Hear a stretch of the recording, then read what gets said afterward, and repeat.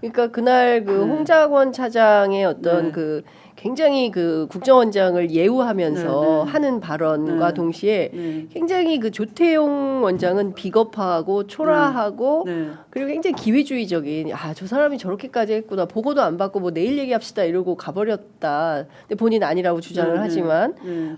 그런 모습을 보면 정보수장인 국정원장이 저런 태도를 보였으니 네. 참 이 나라가 한심하다는 생각이 좀 들었습니다. 이제 제가 이제 그 국정원장한테 캐물은 건 이거예요. 네, 예. 국정원장은 대통령 직속이다. 그런데 그 대통령 직속이니까 당연히 그 자리에 네. 8시 무렵에 먼저 가 있었던 것이고 예. 네. 그러면 이걸 대통령 직속이니까 대통령이 상황 판단을 이건 비상한 조치 아니면 내가 이걸 돌파하기 어렵다. 예. 국회도 말을 안 듣고 예산 다 깎았고 이 상황에서 내가 이런 비상한 조치를 국익의 결단으로 예. 내 법률 판단 다 했고 나한테 맡겨라. 내가 예. 하겠다 그러면 예. 당신은 할 수밖에 없지 않느냐. 대통령 직속이니까. 그런데도 반대했다는 거예요. 그러니까 이게 네. 말이 안 맞는. 예. 그러면 이미 예. 본인은 대통령이 한다는 걸 알고 있는 상황에서 네. 돌아와서 보니 차장이 그 보고를 한다면 만약 정말 반대를 했다면 예. 궁금해했어야 되는 그렇죠. 거예요. 대통령이 너한테 뭐, 뭐라고 무슨 하더냐. 무슨 전화한 거야. 예. 나는 반대를 했는데 너한테는 실행을 지시했단 말이야. 그렇죠. 너 다시 판단해봐. 예. 예. 대통령이 지금 사고 칠 것 같은데 예. 뭐 북한 도발이 있는지도 확인을 예. 하고 예. 군의 동향은 어떤지도 확인을 하고 예. 이렇게 얘기를 해야 되는데 예. 그게 없이 예. 그냥 내일 보고해. 내일 얘기합시다. 예. 그건데 앞뒤가 안 맞는 거예요. 네. 그, 그리고 이제 그 개헌 문건이 조현천 문건을 참고를 했어요. 그렇습니다. 예. 근데 조현천 문건에 어떻게 돼 있냐 하면 예. 국정원법이 바뀌어가지고 예. 이게 이 개헌법보다 상위에 있다라고 주장할 수가 있다. 예. 대통령 직속이니까 예. 이 개헌법을 무시할 수가 있다. 그러니까 이건 대통령이 예. 전국 계엄이니까 예. 대통령 지휘다. 예. 대통령 말 들으라고 대통령이 직접 얘기해야 된다라고 조현천 문건에 나와 있어요. 그 요령이 있어요. 예. 그러니까 그걸 뭐라고 하지? 그 상황 대처에 대한 뭐 요령 같은. 네. 그대로 한 거죠. 그러니까 왜냐하면 조태용은 이미 와서 네. 얘기를 들었고, 근데 이 외교관 출신이니까 조직 장악력은 떨어지고, 실제 조직을 장악할 수 있는 사람은 홍장원 1차장이고, 예. 그러니까 대통령이 바로 1차장한테 얘기를 바로 지휘를 한 거죠. 대통령이. 예.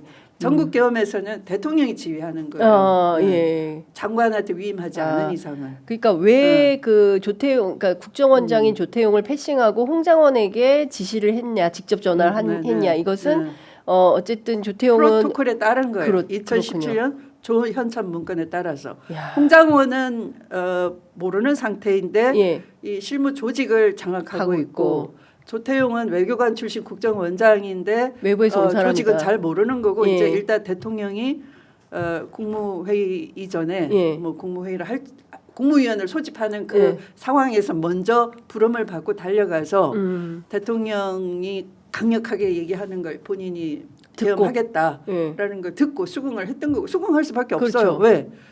국정원법에 그렇게 돼 있으니까 대통령 직속 기관이니까 그리고 대통령이 이 비상대권을 발동 요건은 통치행위고 고도의 통치행위고 내 책임이고 나만이 판단할 수 있다라고 하는 거니까 그들의 말대로 하면은 정말 북한 도발에 대한 징후가 뭐 있고 대통령이 하지 않을 수 없는 뭔가 있구나라고도 생각할 수 있고 실제로는 북한 도발 징후는 없었잖아. 네. 그리고 그걸 알고 있는 사람이 또 국정원장이에요. 그런데 대통령은 둘러대기를 야당과 그 11월 그러니까 10월 30일 날 국회가 예산안을 통과시켰다는 것. 그게 이제 비상한 상황이라고 하니까 그 정도는 대통령이 다 판단을 하고 했겠거니라고 생각할 수가 있는 거죠. 네.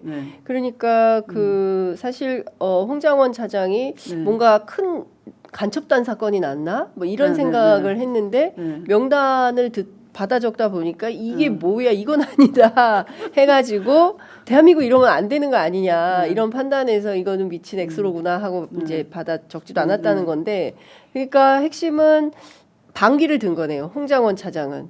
그러니까 그렇죠. 대통령이 네. 시켰는데 네. 이거는 못하겠다 하면 네. 안 된다라는 네. 판단을 네. 해서 네.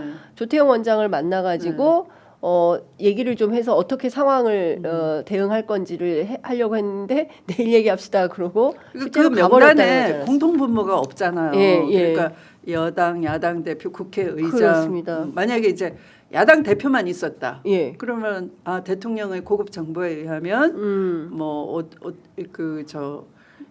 북한하고 뭔가 정치적으로 뭘 연계를 했다든지 왜냐하면 뭐 그 앞에 수사해서 뭐 있었잖아요. 지금 그 뭐 대북 송금이나 뭐 쌍방울 사건 또 누가 재판을 받았고 항소심에서도 중형이 선고됐고 하니까 이게 후속 뭐가 또 있나 보다 이럴 수는 있겠지. 그러면 상상을 할 수는 있었겠지. 그런데 여야 대표 다 있는데 판사까지 있고 현직 판사도 있고 뭐 다양하죠. 뭐 다채롭습니다. 뭐 김어준 씨도 있고 뭐 민주노총 그 위원장도 있고 뭐 거기다가 심지어 양정철은 왜 들어갔을까? 뭐 이런 의문 받아 적으면서 들었을 것 같아요. 그러니까 뭐야 이게 이거는 이제 사감에 의한 건가? 그런 생각이 들어서 이건 아니다라고 판단을 한 것 같습니다.